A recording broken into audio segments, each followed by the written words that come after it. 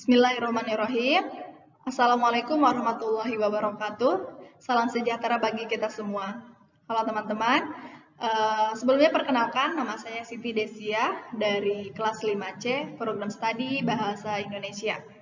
Pada kesempatan kali ini, saya akan membahas tentang relasi makna. Apa sih relasi makna itu? Apa saja yang terdapat dalam relasi makna? Apa saja jenis-jenis relasi makna? Kata apa saja yang terdapat dalam relasi makna?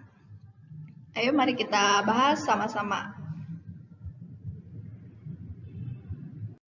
Nah, relasi makna adalah hubungan semantik yang terdapat antara satuan bahasa yang satu dengan satuan bahasa lainnya. Satuan bahasa ini dapat berupa kata, frase, klausa, maupun kalimat. Hubungan-hubungan relasi makna ini dapat menyatakan kesamaan makna yang disebut sinonim, pertentangan atau perlawanan makna yang disebut antonim, ketercakupan makna yang disebut hiponimi, kegandaan makna yang disebut homonimi, atau juga kelebihan makna yang dinamakan polisemi. Nah, pada kesempatan kali ini dalam relasi makna ada jenis-jenis relasi makna. Yang pertama yaitu sinonim. Kita dari SD, SMP, bahkan SMA sering sekali mendengar kata sinonim maupun antonim. Sinonim sendiri merupakan dua kata atau lebih yang pada asasnya mempunyai makna yang sama, tetapi bentuknya berlainan. Kesinoniman kata tidaklah mutlak, hanya ada kesamaan atau kemiripan. Secara semantik sendiri, menurut Perhar pada tahun 1978 mendefinisikan sebagai ungkapan atau bias berupa kata, frase, atau kalimat yang maknanya kurang lebih sama dengan makna ungkapan lainnya. Sinonim adalah hubungan antara satu kata dengan kata lainnya yang dianggap mempunyai kemiripan. Sinonim juga dipergunakan untuk mengalihkan pemakaian kata pada tempat tertentu, sehingga kalimat itu tidak membosankan. Dalam pemakaiannya, bentuk-bentuk kata yang bersinonim akan menghidupkan bahasa seseorang dan mengkonkretkan bahasa seseorang, sehingga kejelasan komunikasi atau lewat bahasa itu akan terwujud. Dalam hal ini, pemakaian bahasa dapat memilih bentuk makna yang paling tepat untuk dipergunakannya, sesuai dengan kebutuhan dan situasi yang dihadapinya. Berikut merupakan contoh dari sinonim. Yang pertama, buruk sinonimnya jelek, benar sinonimnya betul, pintar sinonimnya pandai, dahaga sinonimnya haus, pulang sinonimnya kembali, usang sinonimnya lama, saya sinonimnya aku, meninggal sinonimnya wafat. Pada kalimat juga diterangkan, misalnya, perhatikan kata-kata berikut. Yang pertama, kebenaran harus kita tegakkan di mana saja. Yang kedua, kebetulan harus ditegakkan di mana saja. Jadi, kebenaran sinonimnya adalah kata kebetulan. Tidak semua kata atau tidak semua sinonim bisa dipertukarkan begitu saja. Contoh pada kalimat berikut, anjing meninggal ditabrak mobil. Kata meninggal pada kalimat di atas tidak tepat, karena kata meninggal itu lebih tepat ditujukan kepada manusia, atau kata meninggal bisa digantikan dengan kata mati yang lebih tepat. Contohnya, anjing mati ditabrak mobil. Kata sinonim bisa digunakan sesuai dengan kepada siapa yang ditunjukkan pembicaranya. Misalnya, kata aku dan saya, kedua kata tersebut bersinonim, tapi kata aku lebih tepat dipakai untuk teman sebaya, dan kata saya lebih tepat digunakan untuk orang yang lebih tua dari kita. Jadi, kata sinonim digunakan sesuai dengan waktu, tempat, bidang kegiatan, dan lain-lain. Dan tidak semua kata dalam bahasa Indonesia mempunyai sinonim. Misalnya, kata salju, batu, kuning, beras, itu tidak mempunyai sinonim. Selanjutnya, kita akan membahas tentang antonim. Antonim ini sudah tidak asing lagi kita dengar, di mana antonim ini berasal dari kata anti dan an, yang berarti lawan, dan anuma yang berarti sama. Antonim kemudian diartikan sebagai kata-kata yang berbeda atau berlawanan maknanya. Contohnya siang malam, hidup mati, dan pulang pergi merupakan contoh-contoh pasangan kata yang berantonim. Makna yang dikandungnya berbeda atau saling berlawanan. Ketiga pasangan kata di atas merupakan salah satu dari sekian jenis antonim yang dikenal dalam bahasa Indonesia. Nah, antonim adalah hubungan antara satu kata dengan kata lainnya yang dianggap berlawanan. Berikut merupakan jenis-jenis dari antonim. Yang pertama adalah antonim kembar.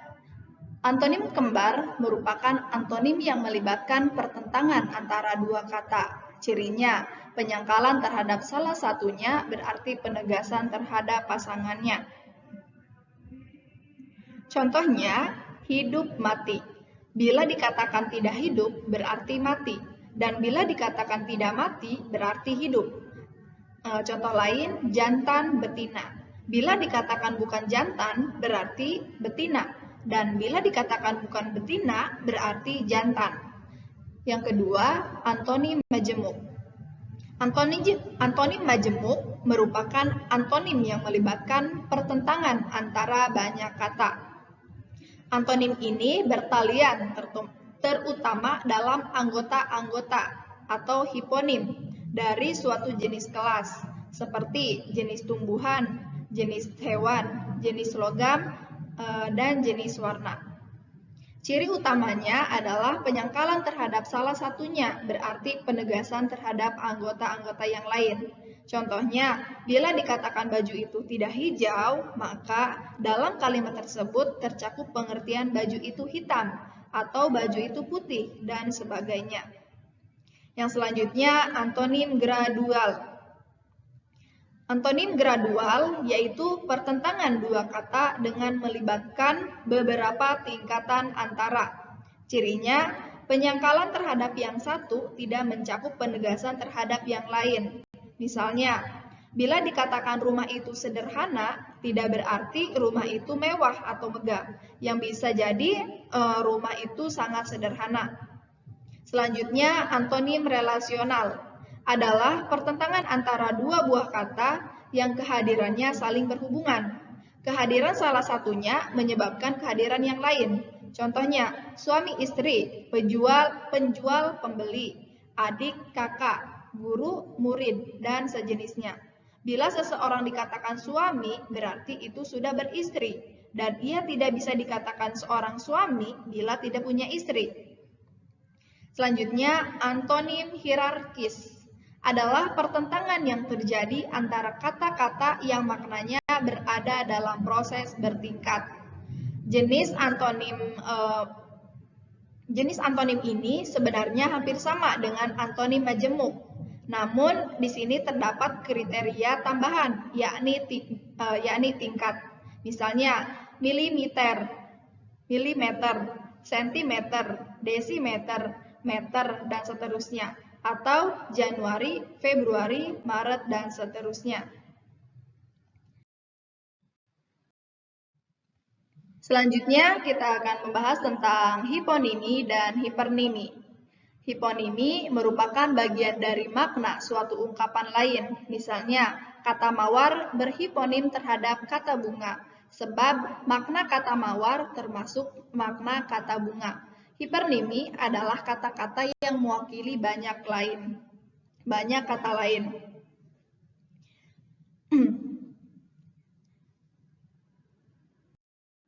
Berikut contoh dari hiponimi dan hipernim. Dari hiponiminya, mawar, melati, sakura, dan kamboja merupakan hiponim dari hipernimnya yaitu bunga. Hiponimi dari ayam, kucing, kambing, dan kerbau.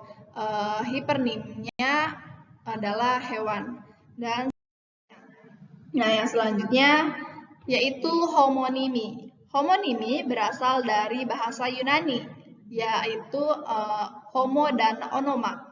Onoma berarti nama dan homo berarti sama. Homonimi merupakan relasi makna antar kata yang dituliskan sama dan atau dilafalkan sama, tetapi maknanya berbeda. Contoh dari homonimi adalah misalnya kata bisa. Ular kobra memiliki bisa yang dapat menyebabkan kematian. Contoh yang kedua, Aldi bisa mengerjakan semua soal ulangan. Pada kalimat 1 dan 2 terdapat dua unsur yang sama bentuknya, atau baik tulisan maupun bunyinya, namun memiliki arti leksikal yang berbeda, yaitu kata bisa pada kalimat 1 berarti racun, sedangkan bisa pada kalimat 2 berarti dapat. Yang selanjutnya yaitu polisemi. Polisemi adalah kata yang mempunyai makna lebih dari satu. Misalnya, bagian tubuh dari leher atas seperti terdapat pada contohnya yaitu dari kata kepala. Nah, kata kepala ini bisa bermakna banyak. Pada makna pertama, yaitu bagian tubuh dari leher atas, seperti terdapat pada manusia dan hewan. Makna kedua, bagian dari suatu yang terletak di sebelah atas atau depan, merupakan hal yang penting atau terutama. Makna ketiga, bagian dari suatu yang berbentuk bulat, seperti kepala. Nah, makna yang keempat, yaitu pemimpin atau ketua. Ada kata lain juga, misalnya kata darah dalam bahasa Indonesia memiliki makna hubungan darah persaudaraan. Nah, makna kedua yaitu yang dapat pada tubuh manusia. Jadi, darah pada kalimat di atas memiliki makna lebih dari satu. Contoh lain, kata mampu dalam bahasa Indonesia memiliki makna kuasa atau bisa dan sanggup melakukan sesuatu. Nah, di makna kedua ini kaya mempunyai harta yang berlebihan. Dari contoh yang kedua, kata mampu di atas memiliki makna lebih dari satu. Kata mampu pada kalimat pertama maknanya seseorang itu mampu, sanggup atau bisa melakukan sesuatu. Dan pada kalimat kedua, kata mampu di sana maknanya seseorang itu kaya, memiliki harta yang berlebihan. Yang selanjutnya yaitu ambiguitas. Artinya, kata yang bermakna ganda atau mendua arti. Umpamanya, anak pejabat yang gemuk itu berasal dari Surabaya. Pada kalimat pertama, yang gemuk adalah pejabat. Nah, yang kedua, yang gemuk adalah anak pejabat. Nah, contoh lainnya yaitu buku sejarah baru. Nah, buku sejarah baru itu memiliki dua makna. Yang pertama, buku sejarah itu baru terbit, dan makna kedua, buku sejarah itu berisi dari zaman baru. Yang kedua, contoh kedua, kucing makan tikus mati. Nah, kucing makan tikus mati ini sangat ambigu. Nah, dalam ambiguitas ini ada makna lain. Makna yang pertama yaitu kucing memakan tikus yang mati. Nah, makna kedua ini, kucing memakan tikus yang masih hidup, lalu tikus itu mati. Dan seterusnya. Yang selanjutnya yaitu redundansi. Redundansi adalah sebagai berlebih-lebihan pemakaian unsur segmental dalam suatu bentuk ujarannya.